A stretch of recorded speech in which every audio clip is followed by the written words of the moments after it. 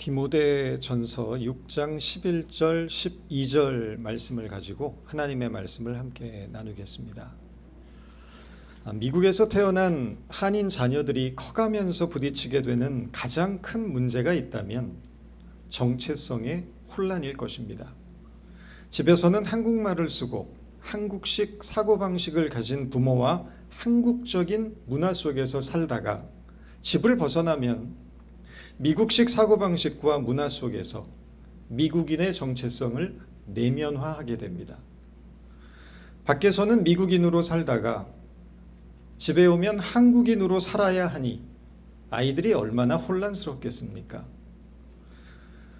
은송이가 어렸을 때는 너는 어느 나라 사람이니? 라고 물으면 단호하게 아메리칸이라고 대답을 했습니다. 대학생이 된 지금은 코리안 아메리칸이라고 대답을 합니다. 성장 과정을 거치면서 이제는 자신의 뿌리가 한국에 있다는 것을 자각하게 된 것입니다. 뿌리에 대한 인식은 중요합니다. 내가 누구이고 어디에서 왔는지, 우리 조상은 어떤 사람인지를 아는 것은 매우 중요한 일입니다. 뿌리를 알지 못하면 긍지를 잃어버리고 낙오하게 됩니다.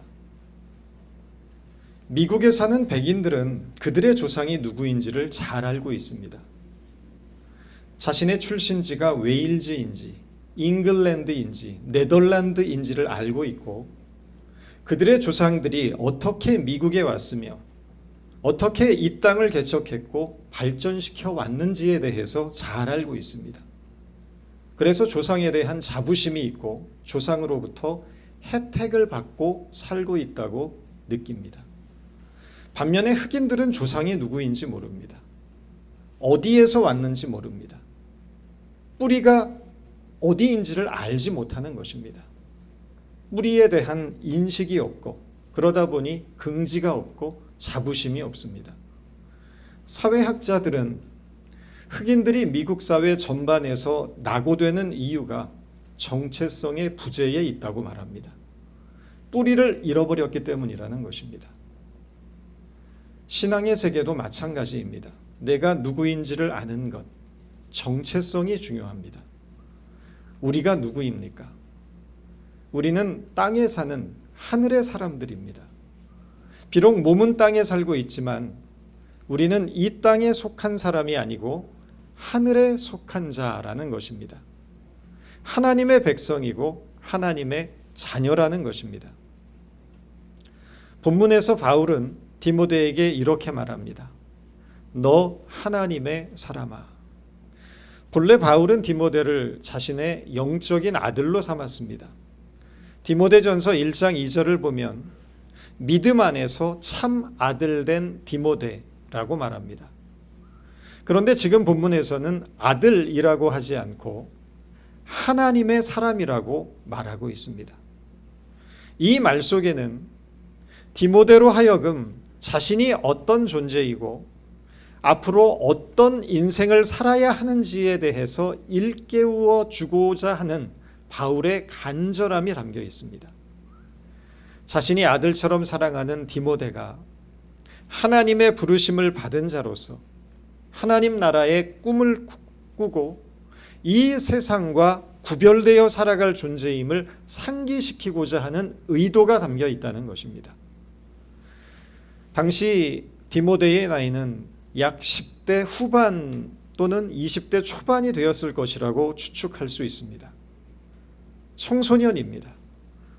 바울은 이 어린 디모데가 평생 명심하며 살아야 할 것에 대해서 오늘 본문에서 이렇게 가르치고 있습니다. 오직 너 하나님의 사람아.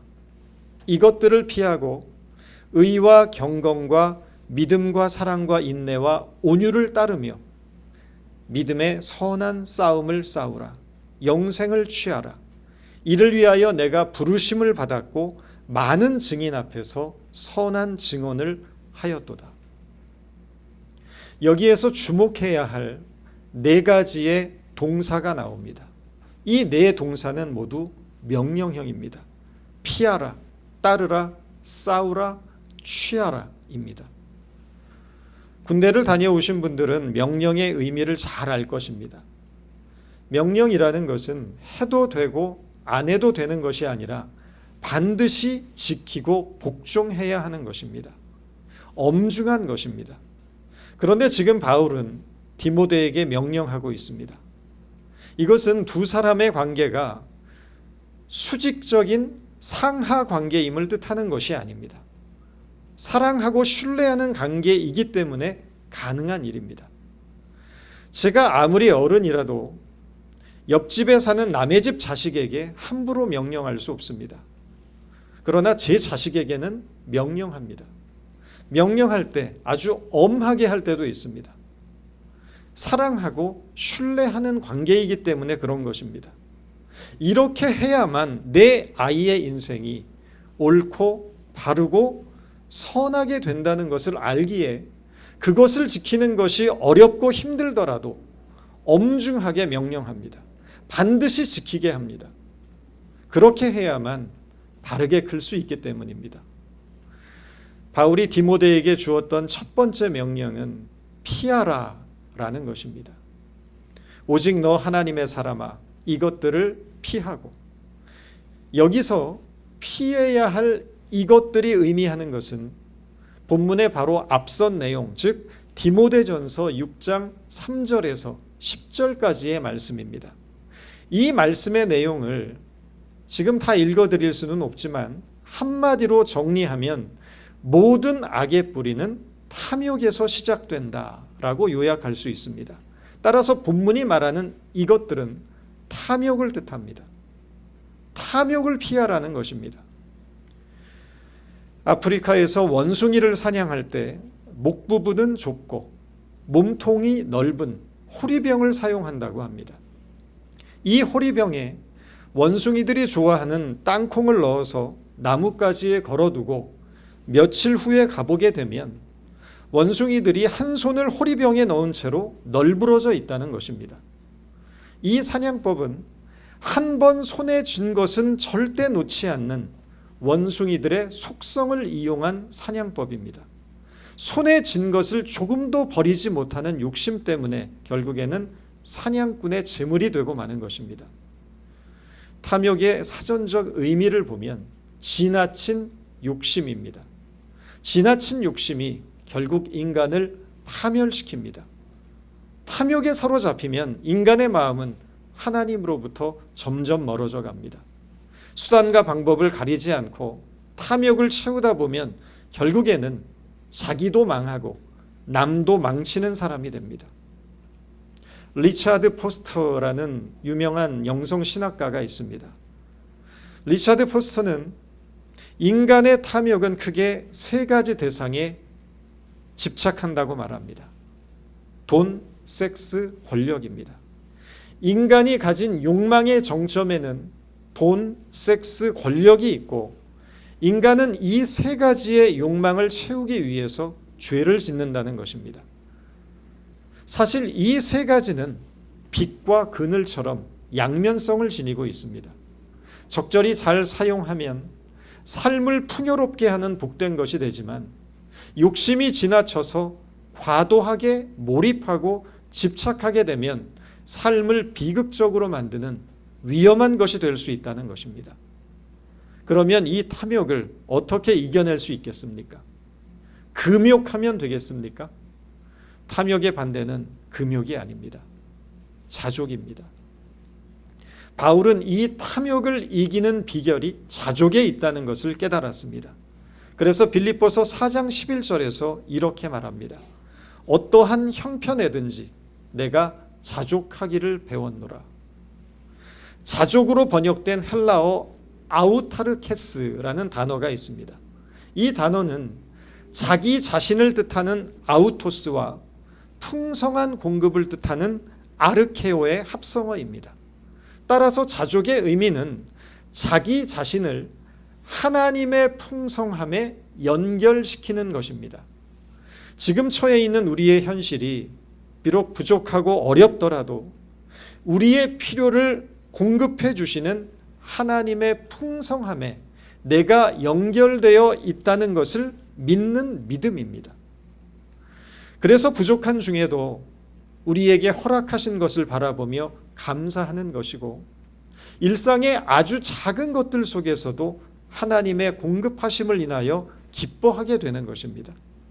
그래서 자족하는 사람, 하나님의 풍성함에 연결되어 있는 사람은 부족함으로 인하여 낙심하지 않고 넉넉함으로 인하여 교만하지 않습니다. 부족할 때는 작은 것으로 이웃과 나누는 넉넉함이 있고, 넉넉할 때는 많은 것으로 이웃을 섬기는 자유함이 있습니다. 자족하는 믿음의 사람이 될 수 있기를 바랍니다. 자족은 하나님의 사람이 가진 가장 중요한 특징입니다.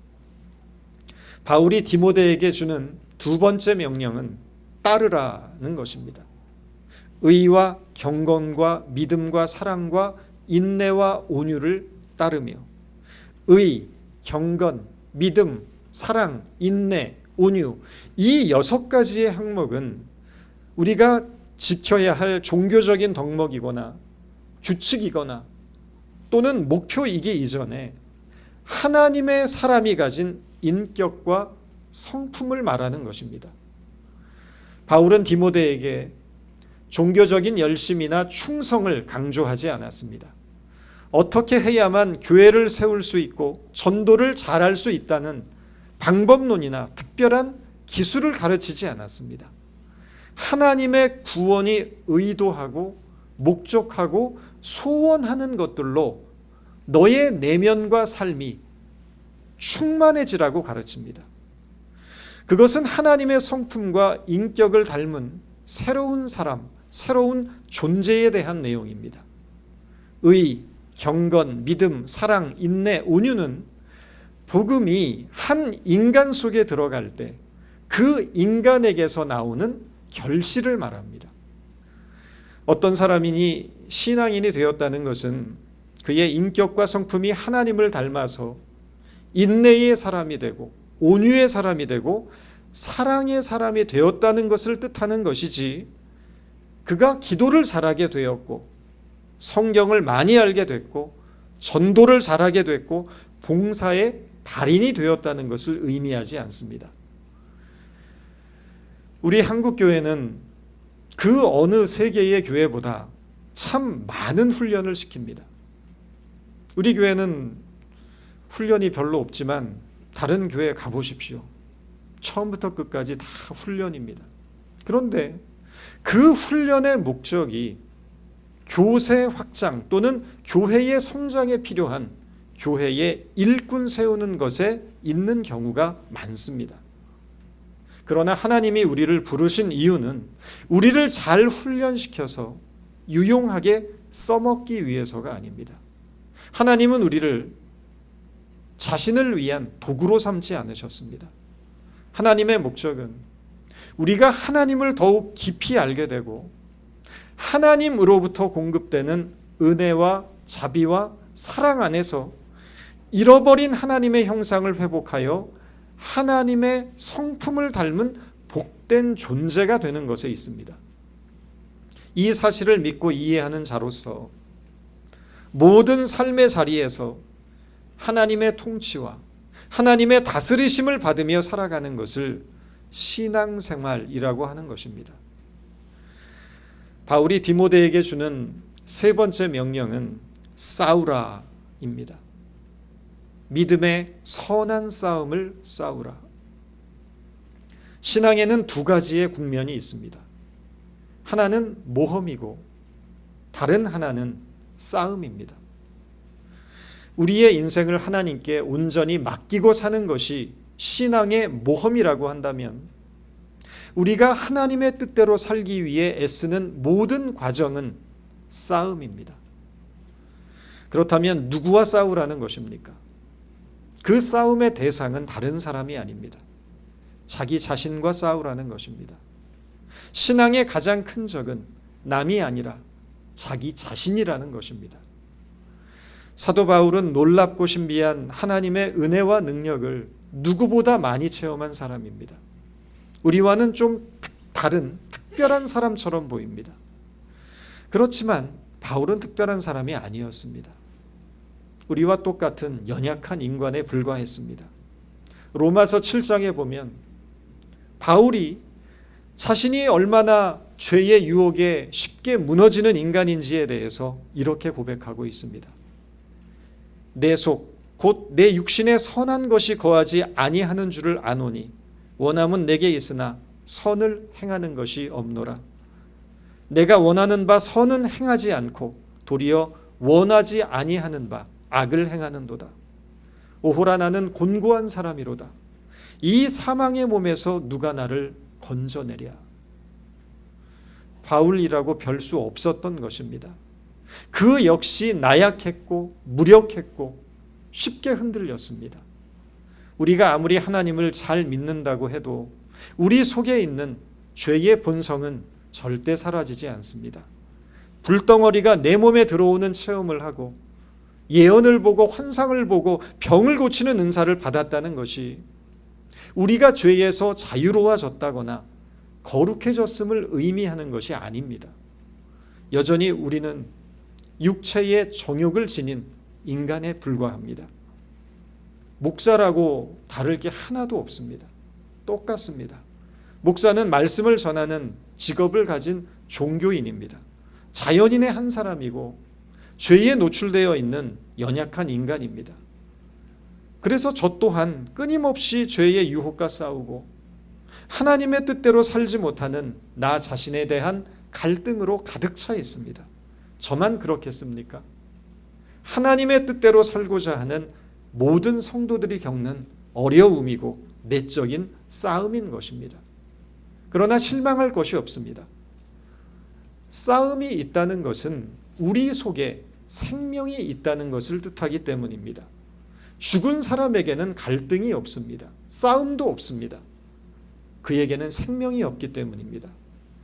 예수 안에, 우리 안에 예수 그리스도의 생명이 심겨지면 새로운 갈등이 시작됩니다. 예전에는 갈등이 아니었던 것들이 예수를 알고 진리에 순종하기로 결심하자 갈등이 되는 것입니다. 만약에 여러분들께서 나는 예수를 믿는데도 왜 갈등이 없지? 라고 생각하신다면 그것은 대충 믿고 있기 때문에 그렇습니다. 그냥 적당히 신앙생활 하는 것입니다. 하나님의 자녀답게 살려는 진지한 노력이 별로 없기 때문에 우리 속에 내적 갈등이 별로 없는 것입니다.